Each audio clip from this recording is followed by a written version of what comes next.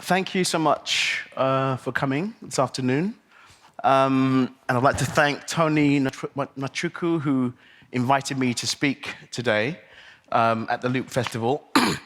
So my name is Paul Goodwin. I am a curator and a researcher. I'm an independent curator around contemporary art, and I focus particularly on the art of the African diaspora.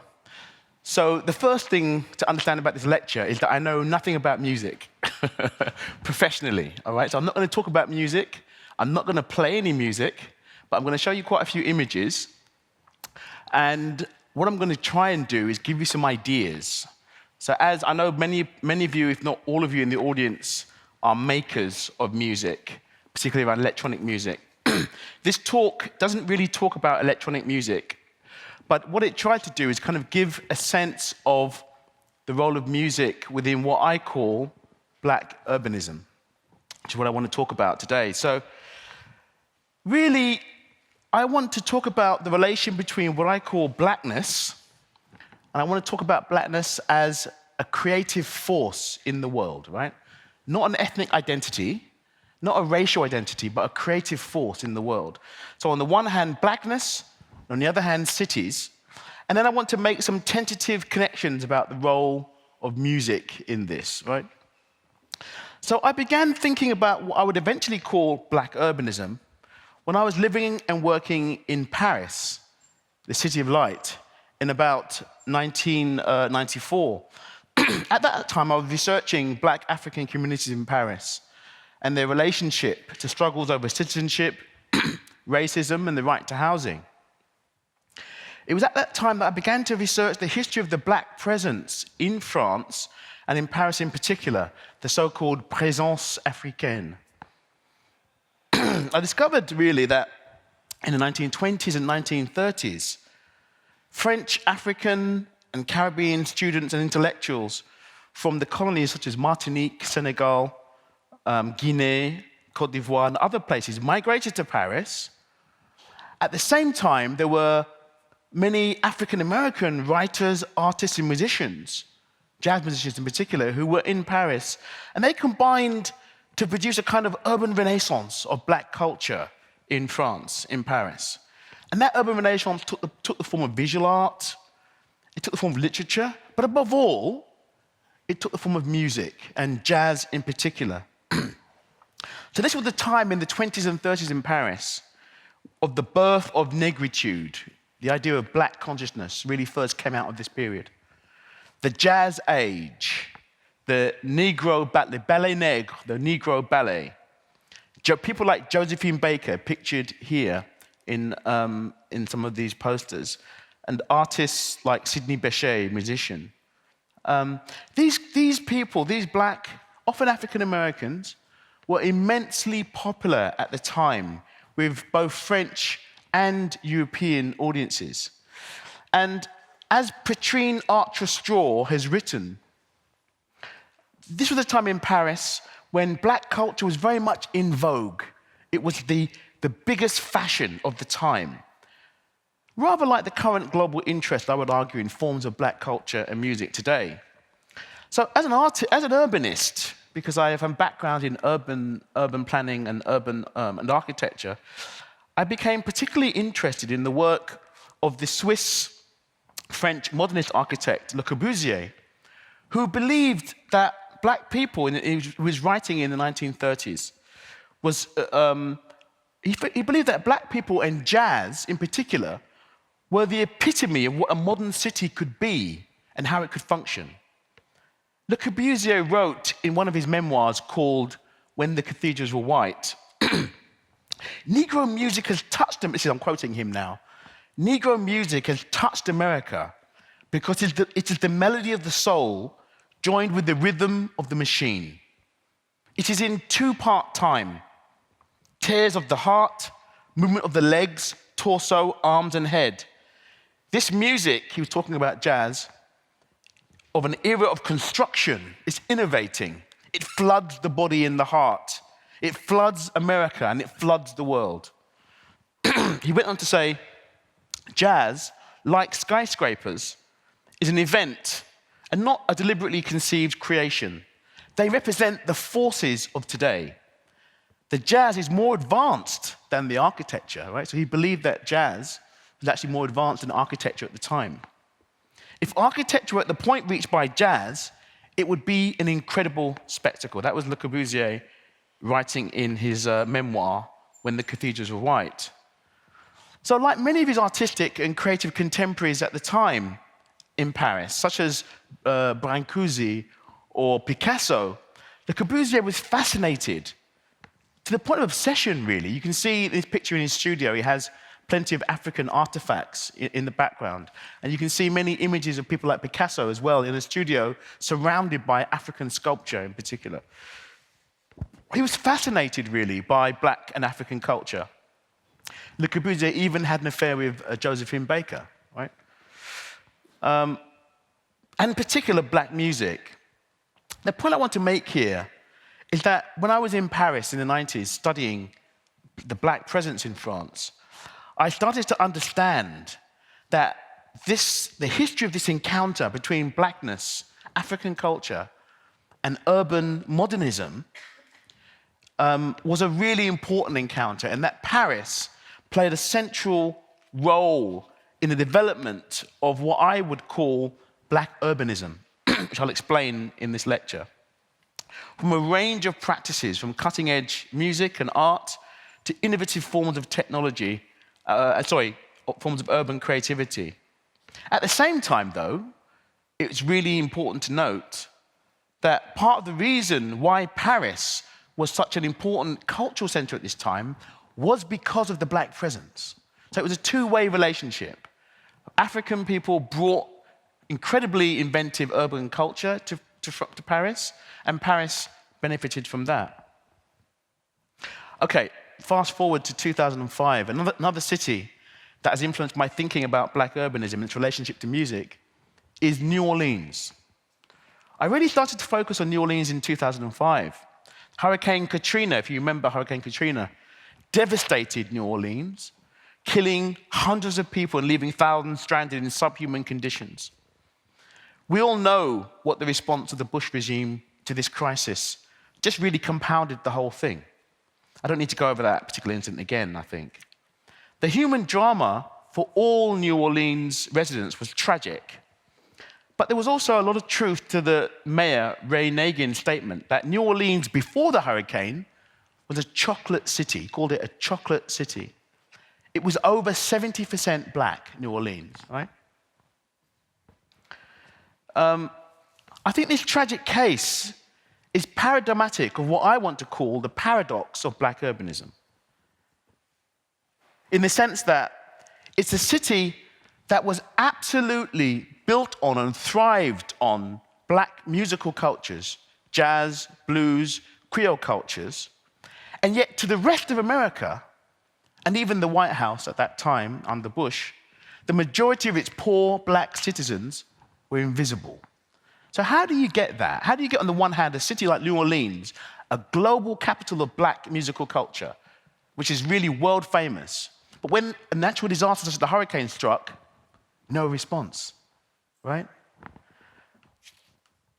In 2006, I went to a conference in New York City organized by the Department of Jazz Studies at Columbia University in New York. At this amazing conference, a number of mostly black architects, planners, jazz and blues musicians, artists and poets, many from New Orleans, met to ask the questions, how are we going to rebuild New Orleans? What principles are we going to use to rebuild the city? Will the historic cultures of the city, the black and Creole cultures, have a prominent place in the rebuilding of the city? Or will it go the way of so many urban regeneration projects where poor, marginalized communities are neglected in favor of tourism and business? How can we these are the questions that came up in this conference. How can we rebuild the city using principles of improvisation found in the rich black musical cultures of the city? Now, I found it really intriguing that a major conference on the rebuilding of the city of New Orleans was organized by a jazz studies department, not architecture and urban planning, jazz studies. And it opened up many questions for me, really, about how black urbanism and its relationship to black creativity, and particularly music, how that was formed. How can bluesmen or jazzmen help in the planning of a city?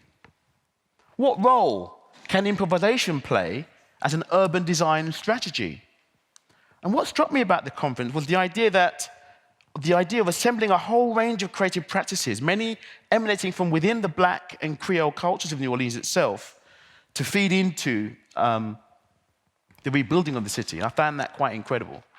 So I began to think really about the relationship between black cultural aesthetics and architecture. And what ideas about spacing and time can designers learn from the syncopated rhythms of reggae, drum and bass, or even hip hop? And what about the broader cultural tropes of writing, poetry, and individual arts? Do they have anything to say about building cities? The fallout from Katrina at that time also, for me, posed wider questions about the conditions of black people in cities throughout the world, conditions of urban precarity, right? I began to think about the pressing need to rethink and revision how black communities are situated economically, culturally, politically, and aesthetically in relation to the global politics of space and the dramatic reshaping of metropolitan regions, be it by the geopolitics of global capitalism, the kind of profit agenda of urban regeneration, war and conflict, or acts of God, such as hurricanes and other natural disasters.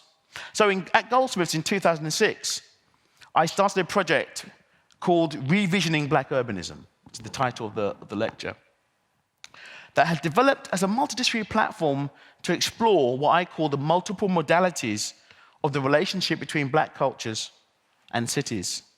And the platform included a number of outputs, conference papers, research papers. I curated an exhibition on black communities and regeneration in London. These are some images from an exhibition called Peckham. Peckham is a borough of North London. I worked with a number of photographers to really document that neighborhood and look at the ways in which various immigrant and black cultures played an important role in the way that area has been reshaped. And Peckham is now a very central, regenerated area in South London.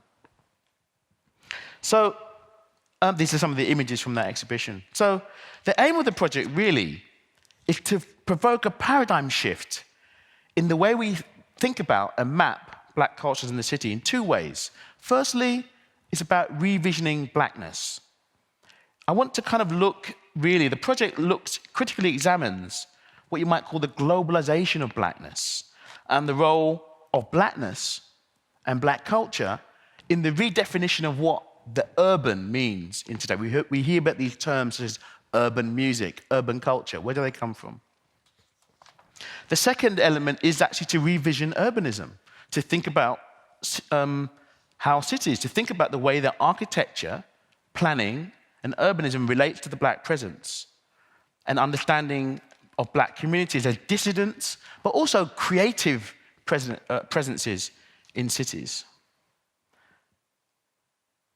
But I think the first thing, so the main kind of point I want to make today is, and it's the main kind of conclusion in a way, or preliminary conclusion from my research, is that I want to posit the notion that blackness can be a method, a creative method for rethinking cities, right? That's the main thesis that I want to put forward.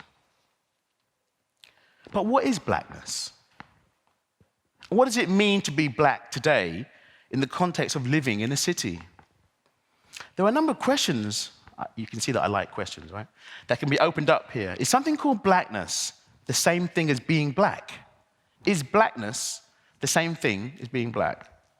Is blackness a hard fact of genetics? Are you born with blackness?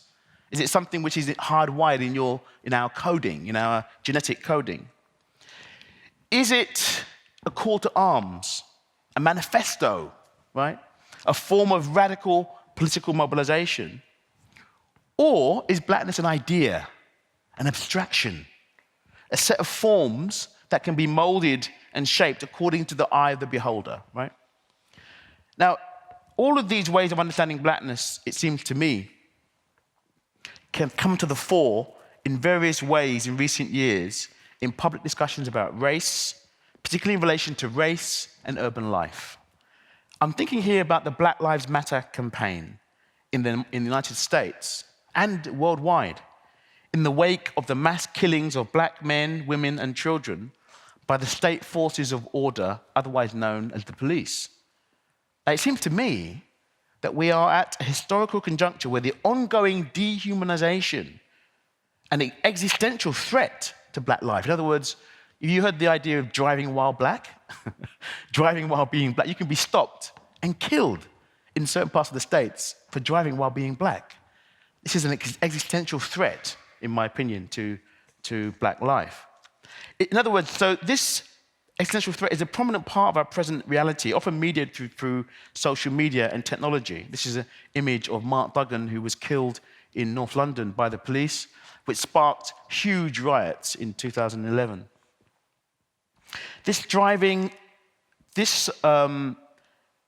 Black Lives Matter, I think, embodies this mobilization of blackness, okay?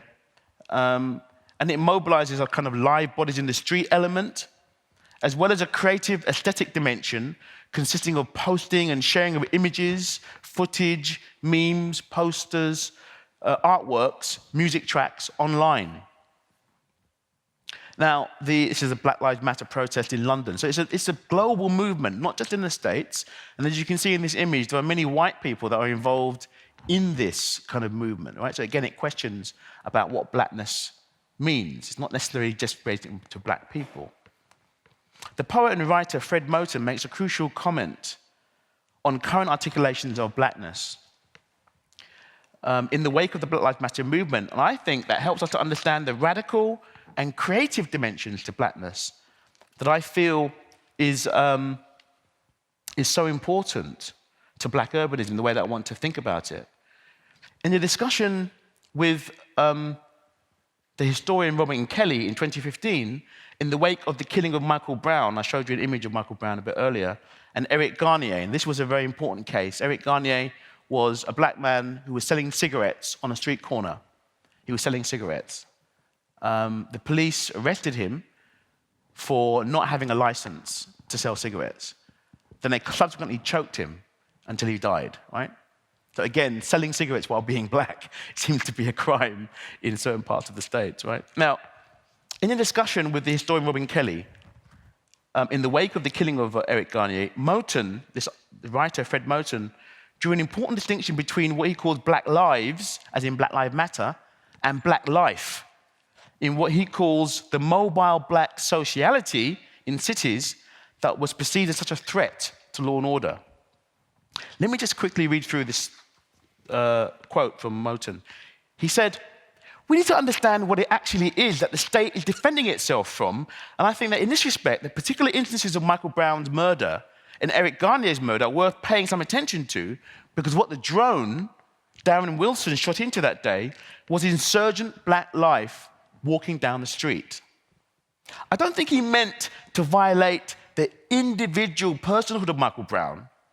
He was shooting at mobile black sociality walking down the street in a way that he understood implicitly constituted a threat to the order he represents and that he is sworn to protect. Eric Garnier, on the everyday basis, initiated an alternative kind of marketplace, another mode of social life. That's what they killed, okay? So when we say that Black Lives Matter, I think what we do sometimes is obscure the fact that it's in fact black life that matters. This is the crucial point that he says. He says that insurgent black social life constitutes a profound threat to the already existing order of things. And part of the reason it constitutes such a profound threat is its openness, its unfixity. The fact that anybody can claim it, and that's what I found interesting, right? He's saying that anybody can claim blackness. This insurgent, open, unfixed black urban sociality that anybody can claim, and that is perceived as being such a threat to the existing order of things, I think is key to understanding black urbanism in the way that I want to frame it. A form of blackness that is radical, inventive, improvisational, powerful, but at the same time radically open, unbound, and unfixed. And I would argue that black music and various forms of black music very much conform to this aspect of blackness. I want to suggest that blackness conceived in these terms can form the basis for an speculative, experimental urban project in the 21st century, and that black musical cultures are central to this project. So for the rest of the talk, I want to hone in a very speculative way. Forgive me, I'm going to go into a bit more theory here. I told you, no music, just ideas for the moment, okay? So ideas that maybe you can think about when you engage some of the music that you work with. So for the rest of this talk, I want to hone in about this kind of radically open understanding of blackness. For me, Moten's point about the distinction between Black Lives Matter, Black lives, plural, and Black life, opens up in a really interesting way the possibility that blackness and black people are not necessarily the same thing. Blackness in what he calls mobile black social life is a defining element of what he understands as the undercommons, the underground, the undercommons, the fugitive, unrepresented majority that surrounds those in power and causes them so much fear. For me, Moten is opening up, at least in theory, the possibility that blackness is ontologically separate from black people. This is, of course, philosophical speculation, and there are issues and problems with that. I don't have time to go in with some of the dangers or the issues around that, but there are problems with that.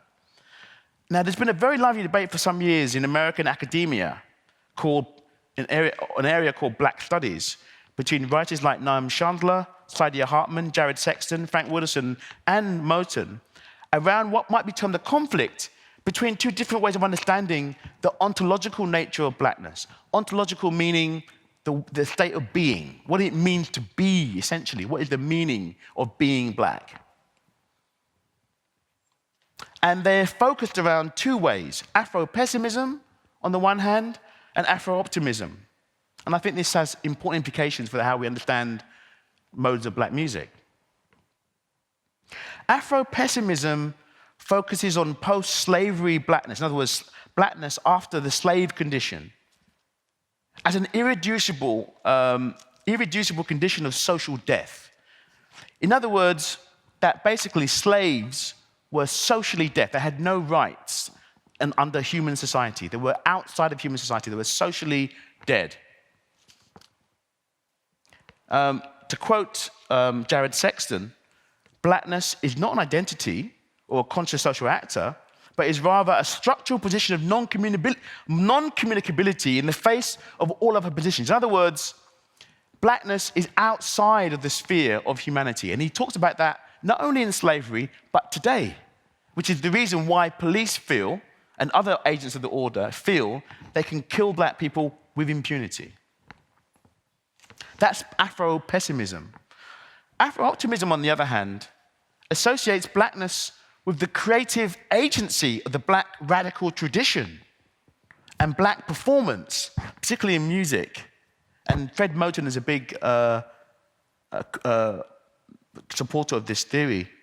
And this black agency, in other words, black agency, black creative traditions, goes back before slavery. We can't limit the understanding of blackness to slavery. Black people didn't start in slavery, is what he's saying. And in fact, there were creative traditions that went before slavery and after slavery. In other words, so I think much of this debate takes the form of very enjoyable, but also very complex forms of philosophical speculation. I've just given you a taste, really, of what that might be about. But what I think is important is that speculation about blackness, thinking about blackness in a creative sense, is something which I think is worth doing. It's valid. And I think it might be called a kind of black ops, to quote Moten again, a form of black optimism or assertion of black creativity. but also an operationalization of another mode of being in the world that may hint at progressive alternative futures, not just for black people, but for everybody. So I want to now just quickly go through a few examples of how, from the visual arts, if you don't mind taking a slight excursion into visual arts, of how a number of artists have been engaging with these forms of speculating blackness in the wake of Black Lives Matter. Often engaging with questions around black ops or black optimism and black pessimism. So Titus Kaphar, as you can see here, uses chalk to sketch the faces of Trayvon Martin, Amadou Diallo, Sean Bell, and Michael Brown, black men that have been killed by the police for no reason other than being black. In the drawing titled For Trayvon, Amadou, Sean, and Mike, Kaphar overlays these unarmed black boys and men's faces on top of each other, right? So you get a layering of voices, of images, to visually represent the present day and the historical nature of police brutality. At the Brooklyn Museum in 2014, Rashad Newsom, another artist, African-American, commissioned protesters to storm the stage of the opening of the Killer Hills exhibition at the museum. One protester held up a sign that read, "R.I.P. Islan Nettles," and you can also see a Michael Brown thing. Islan Nettles was a 21-year-old black trans woman who was fatally beaten by a group of men while walking down the street with friends in New York City. The moment brought attention to the troubling reality that black trans women represent 72% of LGBTQ homicide victims in New York. 72% of black trans women. The artist says, "I created the work because I wanted Islan Nettles to be remembered and her stories to be heard." Artists such as Jordan Castile, an image here called Jure, is making work that explores the range of black experience, addressing stereotypes that often lead to violence against black Americans. In the Visible Man portrait series, Castile created a body of work that addresses the complexities, humanity, and vulnerability of the black men that she'd known and loved in her entire life. She created 12 portraits, and she asked these black men to show her a place where they felt safe. And she painted them in the nude, often incorporating references to classical and modern nude figures in art history, in this case to images by the way that Henri Matisse used textiles. At the 56th annual Venice Biennale, the artist Adam Pendleton lined the walls of the Belgian Pavilion with a set of black and white paintings and large-scale text-based works that simply read, "Black Lives Matter." Pendleton, whose work explores the relation of blackness to the historical avant-garde movement of Dada, was attempting to address what he saw as a new aspect of the Black Lives Matter mobilization. In other words, quote the artist, "It was a language that was at once a public mourning, a rallying cry, and a poetic plea." So blackness is a form of mobilization. In 2015, the curator, Mariam Kaba, organized a small but important exhibition as a response to a forgotten aspect of the Black Lives Matter campaign, the impact of police violence on black women and girls. For the exhibition, Blood at the Root, Unearthing the Stories of State Violence Against Black Women, the artist Antonia Clifford designed a poster that lists the names of 100 women and girls killed by police violence. Let me just go through quickly a couple of other artists that I think are interesting. Theater Gates is an artist and an urban planner. And here, he basically transformed a bank on the south side of Chicago into an art space. And the bank houses the entire collection of Frankie Knuckles, known as the godfather of house music, right? It's a kind of his way in which black culture has to be at the heart of the city. So, for me, I'll come back to my main thesis, which is that blackness is a creative tool or methodology for reimagining cities and how we navigate them. Blackness can be considered as one of many discrepant imaginaries of the city, to borrow a phrase from the urbanist Abdulmalik Simone. In other words, there are many and proliferating discrepant imaginaries about the built environment. In other words, how we imagine the built environment. Like, there are many of them that challenge how the city works. It challenges what cities look like and how it changes, providing alternative cognitive maps for how a city is to be navigated. Now, I'm interested in the possibility that blackness can be a creative device or modality for urban dwellers everywhere in order to navigate the increasing precarity, the stress, and the intensity of urban life under conditions of neoliberal racial capitalism. Blackness, essentially, in my opinion, is a creative interface where the local articulates the global, not only in terms of cultural identity, but also in a range of spatial practices around navigating urban environments, strategies for getting by, and ways of using what the geographer Nigel Frith calls fugitive materials to construct meaning in the face of hostile environments and forms of exclusion. The notion of fugitive materials refers to the ability of black urbanites to switch between different modes or functionalities of urban residencies, how we inhabit the city. They have the capacity to deploy and utilize these urban materials, I think, is really important. These fugitive materials encompass things such as submerged traditions, alternative codes, linguistic bits, pirated technologies, informal and patchwork economies and distribution systems.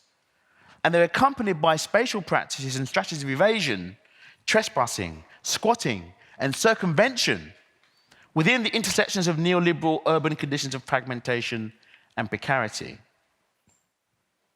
The writer Malik Simone argues that black urban residents in various cities around the world, and I would include musicians in this, have created platforms for engagement and connections across cities in ways that evade or circumvent the dominant urban histories, frameworks, and policies by creating new radical improvisational practices. He argues blackness has had to assume an incessantly inventive practice of maintaining the creativity of black people and warding off all impediments this creativity has faced. As such, blackness is a resource for better understanding the vicissitudes and possibilities of urban life everywhere. So I think these ideas about fugitive materials and inventive practice, I think, chime powerfully with Fred Moten's ideas about black life as a form of abstract sociality that is mobile, open, and unfixed. There's a move here away from defining blackness in limited terms as merely an ethnic or racial mark of identity. What if blackness was a creative tool and black urbanism a creative methodology? What if blackness is evolving to become a hybrid form, multiple form, of general urban expression, mobilization, and even building, despite the fact that it emerged from particular sets of experiences and historical circumstances in black urban communities? To conclude, I want to argue that blackness as a creative urban methodology is most powerfully embodied in the history of black musical cultures in cities from slavery to modern times. And I want to think about the role of black music in urban culture through what the French Caribbean writer Edouard Glissant calls the right to opacity. In several of his texts and interviews, Glissant talks about the rights of people and things not to be understood, to resist full scrutiny by the other. The demand for opacity is not a demand for invisibility, but an insistence that I exist on other than your terms. It's an assertion of the right not to be understood. We don't always have to give up all our information.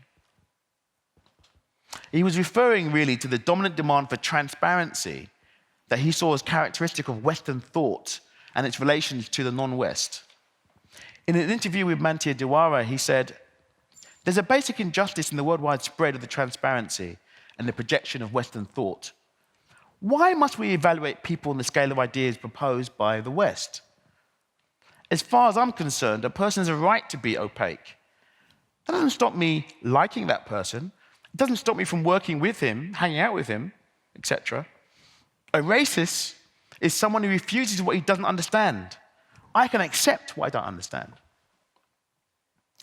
In her important work on forms of black resistance under slavery, Saidiya Hartman writes about slave songs and draws on the idea that the right to this idea of the right to opacity by suggesting that slaves are more than simple expressions of the hurt.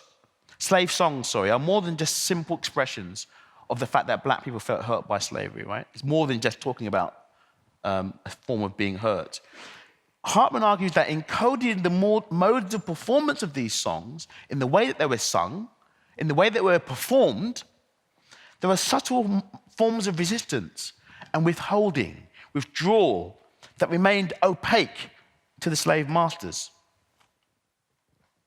Hartman argues that encoded in modes of performance, so she calls this the right to obscurity. The right to obscurity must be respected, Hartman argues, for the accumulated hurt, the rasping whispers deep in the throat, the wild notes, and the screams lodged deep within within confounds of simple expression. I'm nearly finished here. Fred Moten, building on the work of both Hartman and Glissant, framed this right to opacity or obscurity in terms of the idea of the secret. In other words, that black music always holds its forms of meaning in the break or in the cut that do not reveal themselves as transparently as is often thought or expected.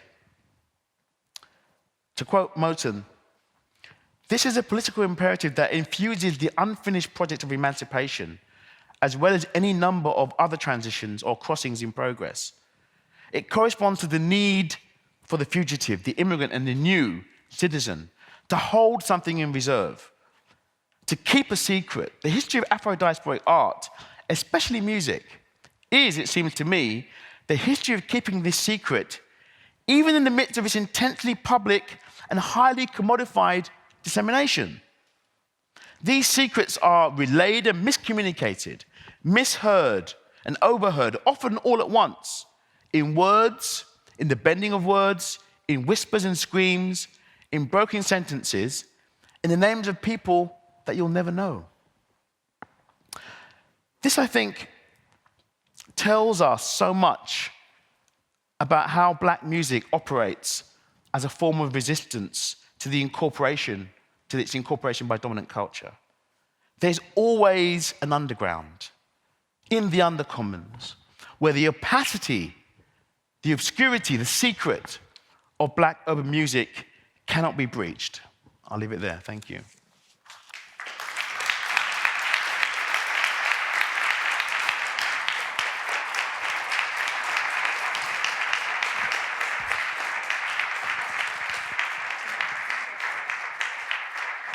I believe if anyone has any questions, there are some mics at the sides, 2 mics at the sides.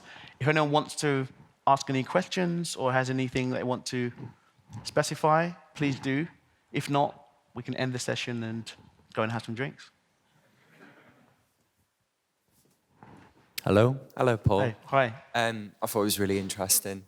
I was interested specifically, though, in do you know of any examples where that thesis is being tested in terms of, blackness as a cultural tool, as a creative tool in the changing of cities, and any specific emerging artists, either within the visual arts or within music, who are actually linking to these ideas that are in your thesis? Yeah.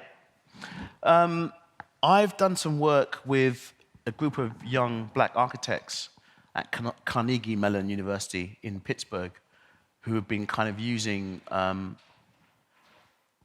mapping forms of hip-hop and dance, particularly from the 1980s and 1990s, old school hip-hop, looking at the way that space was occupied by young people, and then coming up with kind of algorithms to looking at how those occupations of space can translate into architectural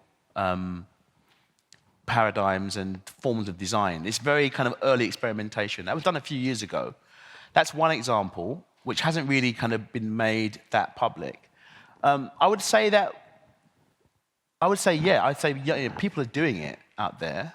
The biggest probably example of a visual artist I can think of, someone like Theatre Gates, I mentioned, who I think, music has actually been central to his practice and performance.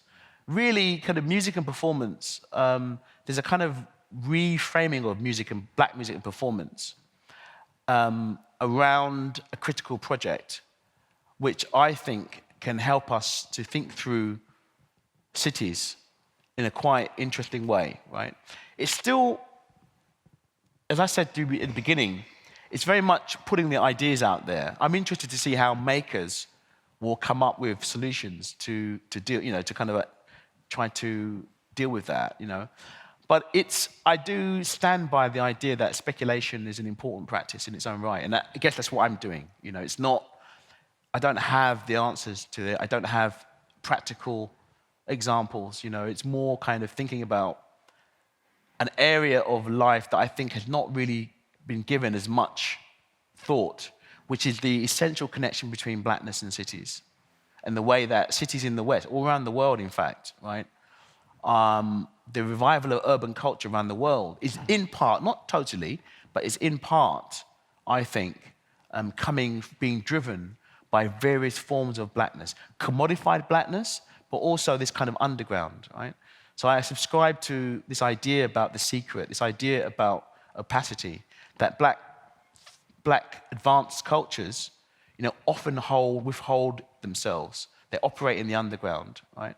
And I think that that's a potentially radical way of thinking about, the future. But yeah. Thanks. Thank you. Thanks for the question. Hello. Hi. Hi. Hi. Thank you for coming here today and speaking with all of us. I'm from Montreal. And just follow up what you just said, I started also as a singer-songwriter, but started first as a dancer with hip-hop back in the 90s. So so that also too touches very dearly to me. I just had a question because I've just heard, I guess through different it's not that I can name any of them right now, but the idea of blackness as a status, not necessarily just confined to urbanism, but I was just curious as to if you have any thoughts of that sort of idea and how that also links to this talk today, if there's an actual link to that idea. As a status? Yes, status, like in terms of the slave trade, for example, like whiteness and black and how that's more of a status sort of construct as opposed to just skin tone or... Okay. Yeah. If I understand your question correctly, I think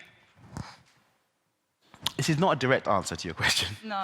But what I think is exciting about black studies at the moment is that the status and the meaning of blackness is being opened up and it's being debated.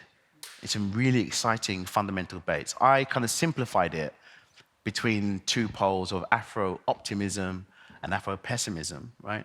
One believing that blackness is...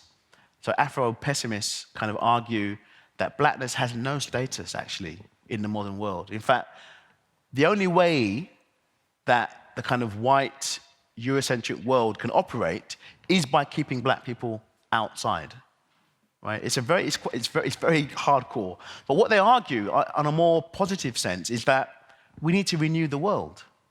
We need to get rid of this world that is basically being destroyed through forms of white power, white dominance, right? And by white power and I'm not talking about all white people. We're talking about whiteness as a system, as an ideology, as a belief, which is very destructive, and which holds that black people are slaves, basically, even today. Right? So what Afro-pessimists argue as a status, it's not a status, it's actually a non-status. It's a non-ontology, right? It's something that's outside. Again, I don't totally subscribe to that, but I think it's an interesting debate to think about. It makes us think about the question of blackness in a really interesting way. So the question of blackness as a status, I think it's an interesting question. I think about that. So thank you for raising it. Thank you. Question? Hello? Hi, sorry. Yeah, hi. I'm wondering what you think. I don't think I'd be alone in thinking there's been, in the last number of years, a vast commercialization and commoditization of at least American black rap music. I mean, it now gets churned out in enormous quantities. Yeah. And I'm wondering what your thoughts are on the effect of that commercialization and commoditization is on this concept of blackness, or these possible concepts of blackness. Yeah, yeah. What will the effect be? Yeah, no, I completely agree. And in some of the texts that I've written around this, I talk a lot about that. Yeah. Blackness operates within the neoliberal global economy, and in fact is quite central to the way that the neoliberal economy tries to incorporate difference. Blackness is sexy. Black culture is sexy. Black music is sexy. But what I try to, my last slide, is about the idea of the future is in the undercommons and in the underground. There's always an underground. When I went to New York in 1982 when I was 16, because my half-brother lived in the States. I went to visit him, and he took me into a world that I just couldn't imagine. I went to a block party where a guy with a massive black guy with a Mohican, this is 1982, and a punk rock T-shirt. I found out his name was Africa Bambaataa. I was like, what the fuck is that? Right? And there were guys scratching records, I was a teenager in New York at that time. I remember all that. What I'm trying to say is that it took me into an underground world that I didn't think possible, because at that point it was, Luther Vandross and, very commercial music, commodified music. This was not commodified. It was completely underground, right? Now, of course, the paradox is that has now become, hip-hop has now become the form of commodified, the face of global capitalism. Jay-Z in 444 talks about not having one billionaire, but two. We need two. We need more than one, So, but of course, there are undergrounds to that. You guys probably know more about that underground than I do.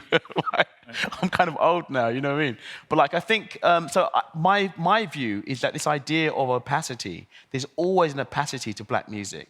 There's always a way in which it doesn't give out everything that people think it does.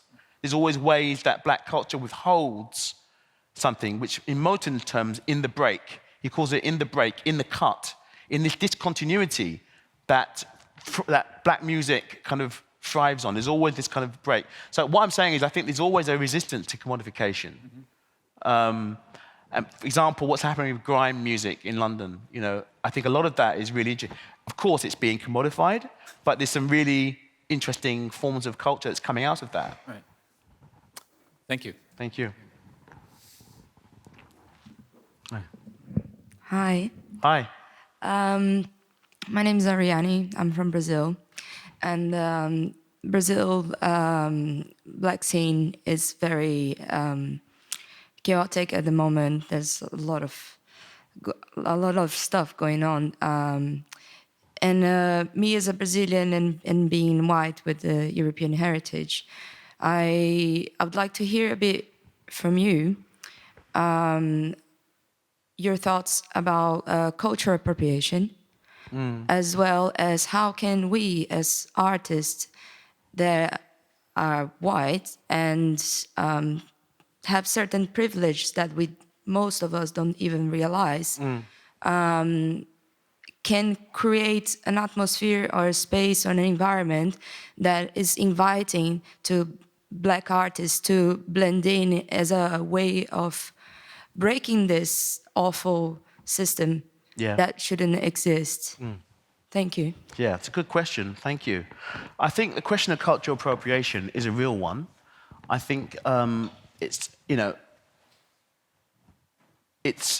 a long history of cultural appropriation, as I mentioned, with Le Corbusier in Paris, with Josephine Baker, etc. There's always a dynamic that forms of black underground culture were appropriated by the mainstream. I think the way to, so it's a cycle that kind of continues to kind of fuel itself and just goes on and on, hip-hop commodification being the latest in the cycle. I think one of the ways to break it is what you just said, which is to, I think that white artists, white people need to become conscious of what whiteness is. But we talk about, I spent a whole hour talking about blackness, but there's also a construct, I mean, blackness could not exist without another construct. Blackness is a construct, but there's another construct called whiteness. And that white ideology, which is now in the White House, and it is, right? White supremacy is in the White House, and other places need to be self-consciously called out. White people need to reflect on that. When you talk to white people about whiteness, they say, "What are you talking about? I'm just me. I'm just a human. I'm an individual. What's this? What's this obsession with race that you have? Why do you have this obsession with race?" Well, guess what? White people created race in the first place in order to keep black people in a position of inferiority. So I think the answer to the cultural appropriation is that I think white people need to reflect on that, understand, have a bit of a distance, step back and think, well, okay, what is this thing called whiteness? And how am I related to that? How am I implicated in the negative aspects of white? Not all whiteness is negative, of course not, right? But the ways in which whiteness operates as a power, a dominating power that can appropriate and control ethnicities and cultures which are in a structurally less important position needs to be challenged. We need to kind of be opened up. So I think really there needs to be a debate on whiteness. And in fact, one of the projects that I'm working on at the moment in London is a project on whiteness. It's not about so much how black people feel about whiteness, right?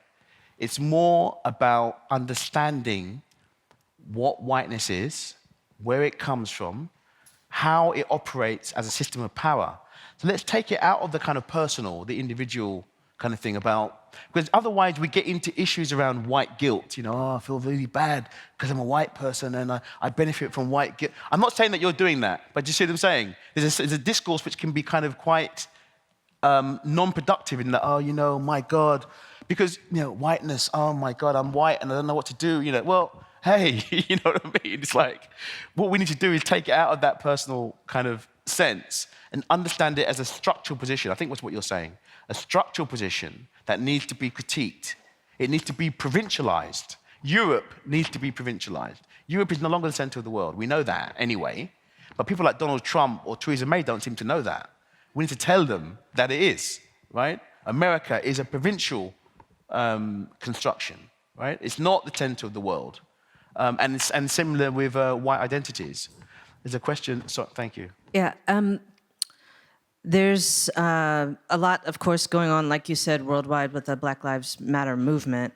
And I know in Berlin, there's, demos happening all the time.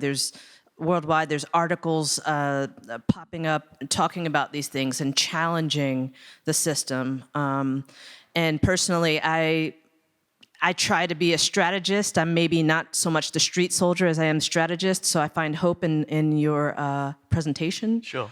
And so I think maybe what I was hearing in this short time is that perhaps your thesis and these theories lead towards a type of reconstruction. What types of resources do you think would absolutely be necessary to actually implement, the solution when we come to one? Yeah, it's a very good question. I think thinking about music, for example, I've been to quite a few listening sessions held by various thinkers where I think music is a fantastic way, for example, to look at this, where we listen to tracks seriously, collectively, and discuss them, and discuss not only the aesthetics, but also the politics of the music, what it means in terms of improvisation, in terms of the kind of creative aspects of black culture. So I think one of the ways that we can do it, and in particular in thinking about music, is to come together and form groups, you know. And we can do it online, we can do it, you know, in face-to-face, and start discussing these issues, you know, start speculating. I mentioned about the idea of speculation. I don't think speculation, people often say to me, oh, Paul, you know, we haven't got time to speculate, we've got to be on the streets, we've got to be knocking down the doors. Yes, but before you can act, you have to think. I do believe that there's a space for thinking through these issues.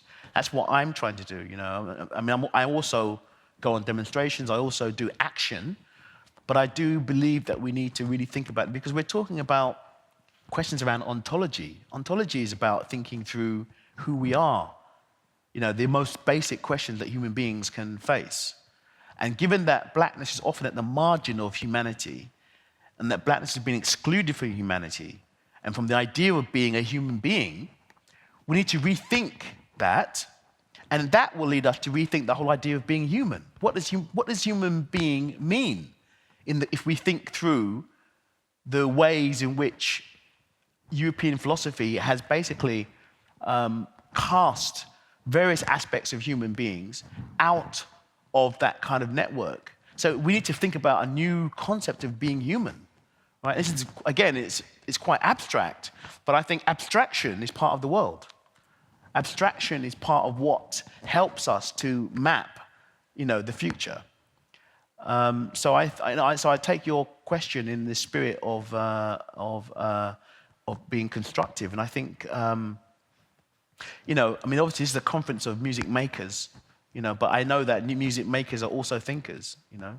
So this, what I try to do is just give a few kind of ideas that maybe people can sort of take forward and think about when they're thinking about how the social and cultural implications of what they're producing in terms of music.